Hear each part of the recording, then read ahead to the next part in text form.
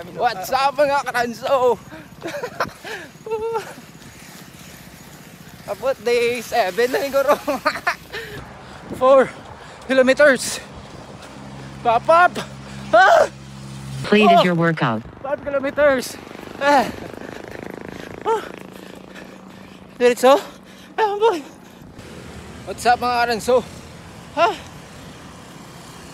Mayo kayo guys, pero bantalo yan. So, tapos sa tunraan, naka 7.5. Ta subong. Yay! Okay, happy man. Happy man oh. Ali nagaka tawag sila. Yung mga achievements ta. So, kalo lang. So, wala talang na video-videoal mga kilometers mga karanso, kaya focus-focus ta sa dalagan.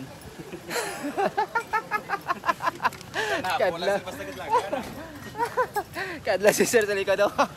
So si Lods rin ito pa sa likod. Diba dito pag-jogging hindi tagid pagkalimtan ng aton nga secret venues. Alaman news din alaman news sa maning buhay-buhay sa aton. Sana all 5 hours, kilometers.